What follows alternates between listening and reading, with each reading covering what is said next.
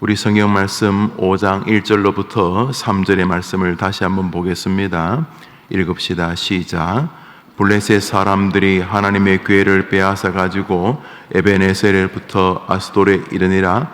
블레셋 사람들이 하나님의 궤를 가지고 다곤의 신전에 다곤 곁에 두었더니 아스도 사람들이 이튿날 일찍이 일어나 본즉 다곤이 여호와의 궤 앞에서 엎드려져 그 얼굴이 땅에 닿았는지라.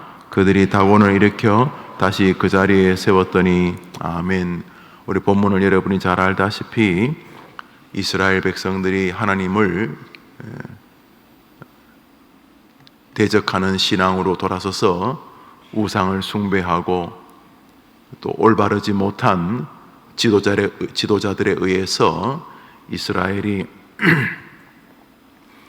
하나님의 진리에서 벗어났을 때 하나님은 이스라엘이 블레셋의 전쟁에 패하게 하십니다. 전쟁이 자꾸 기울어지자 홈니와 비느하스가 모세가 받은 십계명이 들어있는 법궤를 전쟁터에 가지고 옵니다. 하나님의 힘을 의지하겠다는 그런 마음이지만은 하나님이 기뻐하시지 않는 미신적 신앙으로 들어섰습니다. 다시 말해 자기들은 하나님을 사랑하지 않으면서 법궤를 가지고 법궤의 능력 혹은 법궤의 힘을 의지해서 전쟁을 이기기를 원했던 것입니다. 그런데 법궤도 빼앗기고 법궤를 끌고 왔던 홈니와 비느하스도 목숨을 잃게 되었습니다.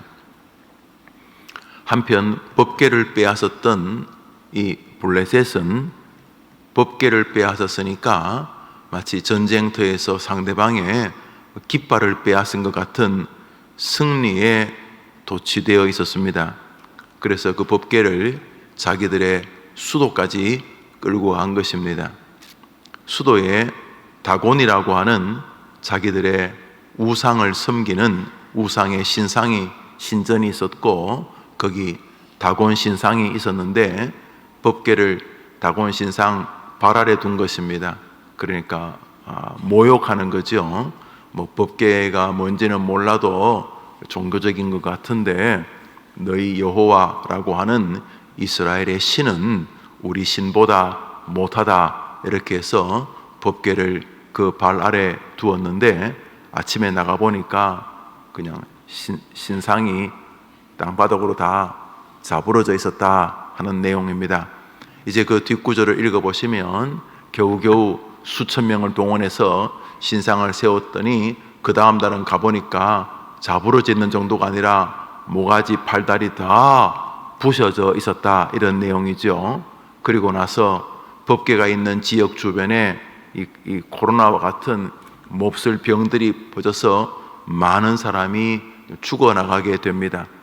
그래서 이거 혹시 법궤 때문에 설마 그러겠나 하고 법궤를 옆에 동네로 옮겼더니 옆에 동네에서도 많은 사람들이 병으로 죽게 됩니다.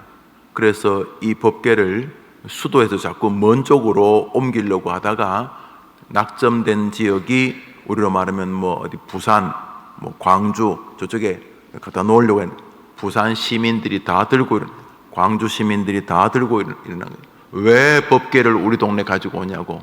그래서 할 수 없이 법궤를 소에 실어 가지고 이스라엘 땅으로 되돌려 보내면 감당하기가 어려워서 가는 곳마다 뭐 신전의 모가지가 부러지고 이 법궤를 갖다 놓으면은 뭐 주변이 다 병으로 죽고 하니까 이 법궤를 다시 이 새끼를 낳은 지 얼마 안 되는 암소에다 실어 가지고 딱 오니까 이 암소가 법궤를 끌고 그냥 묵묵히 이스라엘 땅으로 돌아갔다. 그런 내용이 오늘 성경에 등장을 합니다. 아침에 잠시 상고할 것은 하나님의 권위에 관한 것입니다. 우리가 하나님을 모욕하면 마치 하나님이 모욕을 받는 것처럼 보입니다. 예배도 함부로 대하고 성경을 정기적으로 읽지도 않고 인생에 어려움이 왔을 때 하나님께 기도하지도 않고 그저 그렇게 살면 그저 뭐 하나님이 뭐 별 힘 있는 신도 아니고 내가 기분 좋으면 뭐 열심히 교회 봉사하고 섬겨드리고 또 기분 나쁘면 막 교회도 안 나가고 이러면은 누가 하나님입니까? 내가 하나님이죠. 하나님 앞에 기분이 좋으면 경배하고 기분이 안 좋으면 경배 안 하고 이러면은 말은 하나님이 하나님이지만 사실은 내가 하나님인 것이죠. 그렇죠? 그래서 이스라엘 백성들이 하나님의 힘을 이용해서 전쟁을 이기겠다고 믿음은 개차반인데 법궤에 무슨 능력이 있는 것처럼 가져갔다가 다 죽고 법궤는 빼앗기게 되었지요. 그것처럼 우리가 하나님을 함부로 대하면 하나님이 마치 함부로 대해지는 신처럼 보입니다. 그러나 아니지요. 하나님은 여전히 자신의 권위를 스스로 훼손시킨 적이 없으시지요. 결국 하나님께서는 홀로 자신의 권위를 지키고 계셨습니다. 이스라엘 백성들이 하나님을 함부로 대할 때 하나님은 이스라엘 백성들에게 아무런 능력도 행사하지 않으셨습니다. 법궤를 가지고 전쟁터에 갔을 때 전쟁터에서 그러면 좋잖아요. 법궤 주변에 있는 뭐 칼창이 다 녹아버린다든지, 법궤를 가져갔더니 법궤 주변에 지진이 나가지고 다 블레셋 군인들이 다 땅속으로 꺼진다든지, 법궤를 가져갔더니 이스라엘 백성들은 병이 안 걸리고 법궤에서 무슨 레이저 광선 같은 게 나가가지고 좋지 못한 바이러스가 나가서 다 죽는다든지, 그러면 될 텐데 전쟁터에서 법궤는 무기력한 하나님을 상징하는 것 같습니다. 그러니까 이스라엘 백성들에게는 법궤가 아무런 영향도 주지 못했습니다. 법궤는 빼앗기고 법궤를 끌고 왔던 제사장들은 목이 달아나고 이스라엘 대패하게 됩니다. 법궤를 빼앗아서 승리에 도취되어 있던 블레셋은 이긴 줄 알았지만 아니었습니다. 하나님은 스스로 자신의 권위를 지키고 계셨던 것입니다. 오늘 본문은 그렇게 시작합니다. 법궤를 끌고 왔는데 빼앗겼다. 법궤를 끌고 이제 이스라엘 백성들은 빼앗기고 블레셋은 그것을 전쟁의 전리품으로 끌고 왔으나 그들 가운데 누구도 하나님을 감당할 수가 없었다. 우리가 아침에 우리가 하나님에 대해서 생각하고자 하는 것은 우리 뜻대로 하나님을 이용할 수 없다는 것입니다. 동시에 하나님은 여전히 하나님의 권위를 손상시킨 적이 없으시다는 것입니다. 그런 면에서 우리가 오늘 하나님을 어떻게 대해야 하겠는가 하는 거죠. 법궤 안에는 전통적으로 세 개가 담겨져 있었을 것이라고 추정을 합니다. 하나는 모세가 시내산에서 받았던 십계명이 쓰여진 비석, 광야길에서 하나님이 그들을 먹여줬던 만나를 담은 항아리, 그리고 모세 혹은 아론이 들고 다녔던 쌍난 지팡이, 이것이 법궤 안에 있었느냐? 법궤 안에는 비석만 있고 법궤 앞에 이렇게 데코레이션처럼 이 지팡이와 항아리가 있었느냐? 이것이 이제 약간 논란이 됩니다. 어떤 성경은 법궤 안에 마치 그것이 담겨 있었는 듯한 뉘앙스로 기록이 되고, 또 어떤 성경은 법궤 안에 비석만 있고 그 앞에 항아리와 모세의 쌍난 지팡이가 이렇게 있었는데, 여튼간에 이 세 개가 법궤 근처에 있었던 것은 분명한 듯 합니다. 이 모두가 다 하나님을 상징하는 것이죠.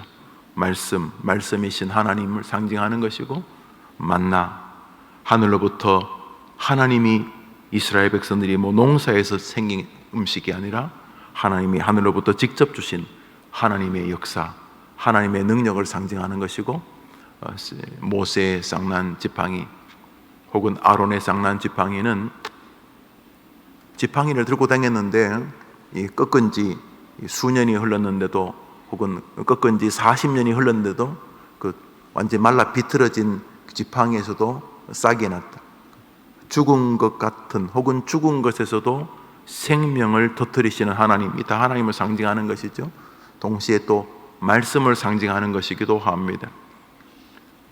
십계명 자체가 말씀이고 또 사람이 떡으로만 살 것이 아니요 하나님의 말씀으로 산다고 하면서 일용할 양식인 하나님의 말씀인 만나를 상징하는 것이고, 또 말씀이 사람을 죽음에서 건져서 죽은 자와 같은 인생을 쌍난 생명으로 바꾸는 하나님의 말씀을 상징하는 것이기도 합니다. 하나님 혹은 하나님의 말씀을 상징하는 이 법궤가 스스로 권위를 지키고 계셨다 하는 것입니다. 결국 우리가 하나님을 함부로 대하면 하나님은 우리에게 아무런 능력도 나타내지 않으실 것입니다. 하나님을 소홀히 대하고 하나님을 뒷방 할아버지처럼 대하고 하나님을 돈 100만 원, 돈 1000만 원, 돈 10만 원, 돈 1원처럼 대하면 하나님도 우리를 그렇게 대하실 것입니다. 마치 거울에 비춘 우리의 모습처럼 우리가 인상을 쓰고 있으면 거울 안에 있는 내 모습도 인상을 쓰고, 내가 환하게 웃고 있으면 거울도 마치 환하게 웃는 모습을 나에게 비춰주는 것처럼 우리가 하나님을 무의미하게 대하면 하나님은 철저하게 우리에게 마치 하나님이 아무런 능력도 없는 분인 것처럼 대하실 것입니다. 그렇지만 여전히 하나님은 자신의 권위를 스스로 손상시킨 적이 없으십니다. 스스로 블레셋 땅에서 자신의 능력을 드러내고 계셨기 때문입니다. 우리가 믿음의 길을 걷는 동안 하나님의 혹은 하나님의 말씀을 어떻게 대하느냐가 우리 인생의 흥망성쇠를 좌우하게 되는 것입니다. 오늘 본문에서 우리는 법궤를 하나님의 임재의 상징으로 보는 데는 이견이 없습니다. 이스라엘 백성들이 행진할 때 법궤를 중심으로 행진했고 주님도 그것을 요청하셨습니다. 그러니까 하나님 중심에서 나아가라 이런 뜻이죠. 그럼에도 불구하고 이스라엘 백성들이 하나님을 하나님으로 섬기지 않자 하나님 마치 아무런 능력이 없는 신인 것처럼 이스라엘 백성에 대하였습니다. 그럼에도 불구하고 아니었습니다. 모든 이스라엘 백성들이 하나님의 법궤를 하나님을 우습게 대할 때 법궤는 혹은 하나님은 블레셋 땅에서 스스로 자신의 능력을 드러내고 계셨습니다. 이것은 우리에게 위로가 됩니다. 한번 따라합시다. 어떠한 상황에서도 하나님은 능력이 많으시다. 믿으시지요? 어떠한 상황에서도 하나님은 능력이 많으신 분이십니다. 그러므로 오늘 이번 한 주간 우리가 의지하기에 조금도 부족함이 없는 분이십니다. 엘리가 대제사장의 자리에 있고 나라가 풍전등화에 있을 때 이스라엘 전체는 하나님을 떠나 불신적 삶을 살고 있었습니다. 그때 그들은 하나님에 대한 신앙이 거의 없는 홈리와 비느하스와 같은 이런 못난이들에 의하여서 이스라엘의 영적 체계가 움직여지고 있었고, 백성들 역시 하나님에 대한 신앙은 사라지고 거의 미신적 신앙이 사람들을 붙들고 있을 때 하나님 이스라엘 백성들에게 아무런 말씀도 하지 않았습니다. 그들은 하나님을 상징하는 말씀, 그리고 말씀의 능력을 상징하는 십계명 어느 것도 받아들이지 않았어요. 그저 타락한 중세의 기독교가 설교도 온전하지 않고 술이 챈 사제가 일반 회중들은 알아듣지도 못한 라틴어나 되도 않는 히브리어 헬라어로 설교한다고 했을 때 회중들은 그냥 포로처럼 예배당에 앉아 있어야 되었고, 예배당에 오지 않으면 세금을 내야 됐고, 교회는 향을 피우고 목사들의 신부들의 도포자락은 휘날리고 유리창은 스테인글라스로 뭔가 장엄하게 만들었지만 중세 기독교는 쓰레기와 같았습니다. 마틴 루터가 1517년 말씀으로 돌아가자, Back to the Bible, 하나님으로 돌아가자, 솔라 크리스토라, 오직 그리스도, 솔라 피데, 오직 하나님의 거룩한 믿음과 신앙으로, 솔라 스크립투라, 오직 말씀으로 돌아가자, 하나님 되심으로 돌아가자. 우리의 이 미신적 신앙에서 벗어나자고 할 때 하나님께서 기꺼이 종교개혁이라고 하는 영광을 허락해 주셨습니다. 마틴 루터로 이후로 다시 교회는 하나님의 거룩한 은혜의 세계를 경험하게 되지 않았습니까? 여전히 하나님은 살아계시지만 우리의 불신적 신앙을 고수할 때는 우리에게 하나님은 아무런 능력이 없는 분인 것처럼 우리에게 다가오실 것입니다. 오늘도 하나님을 진정한 하나님으로 고백하고 섬기고, 특별히 그분이 우리에게 주신 하나님의 임재의 상징인 하나의 말씀을 소중히 여기는 한 주간의 여러분 되기를 주님의 이름으로 축복합니다. 오늘자 날주 시편 19편입니다. 오늘자 날주 시편 19편입니다. 오늘자 날주 시편 19편입니다.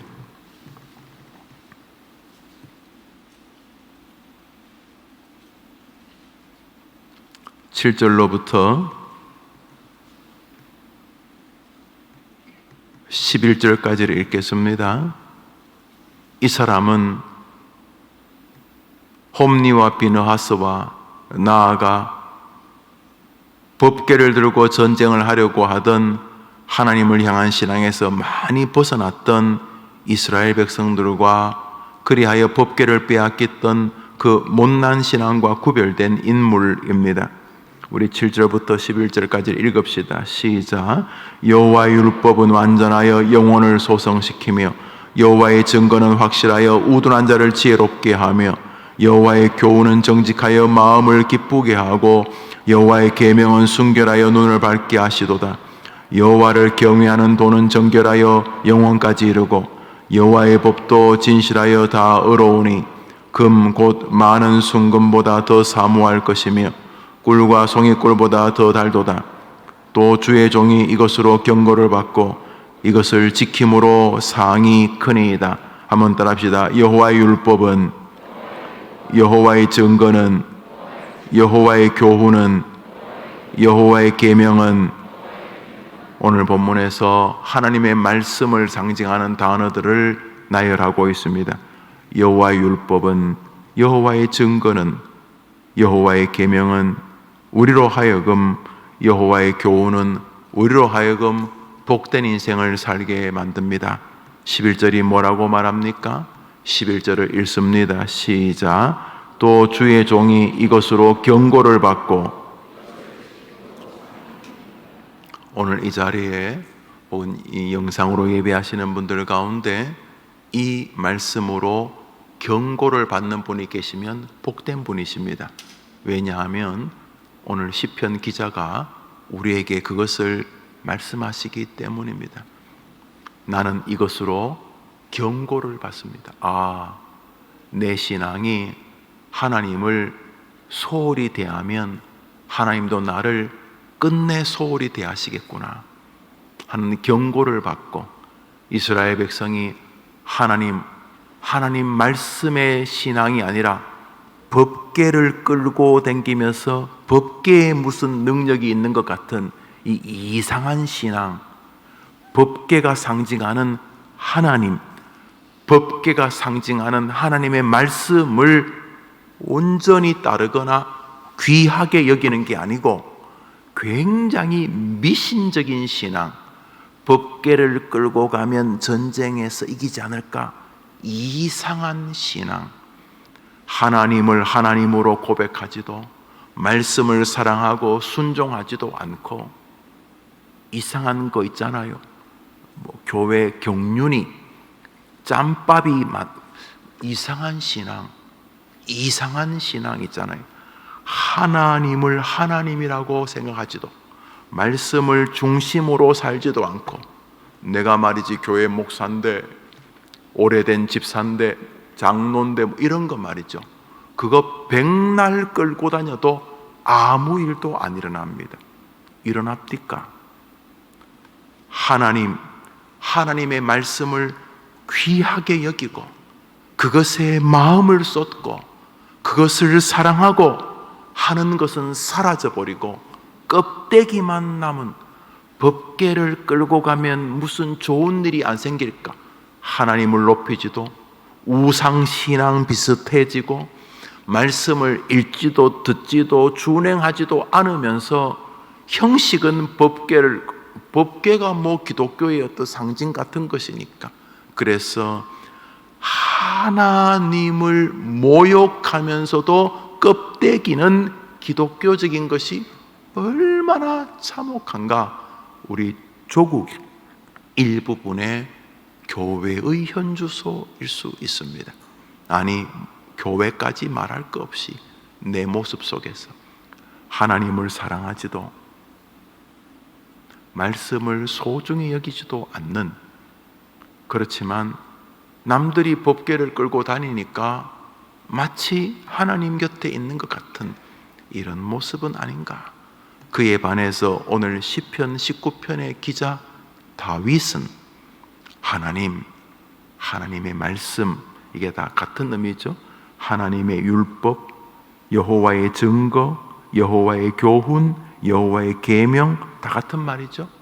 그런데 이것이 나를 밝히고 이끌고 복되게 하고 이것으로 경고를 받고 이것을 사랑하고 준행하려고 하는 자는, 한번 따라합시다. 상이 크니이다. 이번 한 주간 하나님을 항상 중심에 두고 우린 인생을 정했어요. 어차피 저분이 도와줘야 된다. 목회를 하든 장사를 하든 이번 주간에 가정에 평화가 오든 아이들을 믿음으로 키우든 사업을 하든 여튼간에 뭐가 됐든지 간에 하나님 저분이 도와주셔야 된다. 저분이 도와주시면 결국 성공한다. 저분이 안 도와주시면 백날 온 힘을 다해 봐야 헛일이다. 이게 우리 기독교인이잖아요. 기독교인. 그러니까 뭘 하더라도 저쪽에 관심이, 저쪽에 하나님. 그래서 이번 주간 뭘 하더라도 하나님 고맙습니다. 우리 소망한 달이라는 게 그런 것인데 아침에 눈 떠서 밤에 잠잘 때까지 계속 그쪽에 마음을 두고 공부를 하든 돈을 벌든 돈을 쓰든 이쪽에 계속 마음을 두고, 왜냐하면 여기 달렸으니까 그쪽에 마음을 쓰고 살고, 하나님은 또 우리를 말씀으로 인도하시니까 옛날처럼 환상을 봐야 되고 복잡하지도 않고 66권 성경을 통해서 말씀하신다고 우리는 믿으니까, 그래서 날마다 하나님의 말씀에 귀를 기울이면 성경을 읽고 또 설교를 소중히 여기고 또 들은 설교를 마음에 새기면서 말씀을 내 인생의 중심에 놓고 이렇게 진행하면 하나님께서, 한번 따라합시다. 상을 주십니다. 써놨잖아요. 저게 거짓말이면 성경이 되었겠어요. 내가 이것으로 경고를 받고, 아하, 저렇게 믿으면 안 되는구나. 저 법궤나 뚫고 신앙은 개차반인데 껍데기 법궤 끌고 다닌다고 이 믿음이 되는 게 아니구나. 이게 내가 잘 봐야 되겠구나. 이렇게. 그리고 특별히 법궤 안에 있는 게 다 말씀을 상징하는데, 이게 요즘 내가 다른 건 다 좋은데 성경을 읽고 쓰고 이 묵상하고 이 말씀을 대하는 태도가 내가 한참 뜨겁게 주님 사랑할 때보다는 많이 망가졌어. 겉으로야 교회 생활 하다 보니까 교회에 대해서 다 잘 아는데 내가 말씀을 대하는 태도는 옛날보다 많이 내가 좀 이렇게 병들었어. 이런 경고를 받고, 오늘 이것으로 경고를 받고, 이렇게 경고를 받고 이제부터 다시 내가 하나님 중심으로 또 하나님을 존중하고 또 말씀을 존중하고 이렇게 살아가려고 노력하는 자에게는 하나님이 상을 크게 주실 줄 믿습니다 라고 다윗이 말하니까 하나님이 맞다. 그게 오늘 날주인 것입니다. 오늘 신앙의 형식과 껍데기를 자신의 신앙의 점수라고 생각하지 마시고, 내가 다시 하나님을 사랑하고 그분을 의지하고 있는가?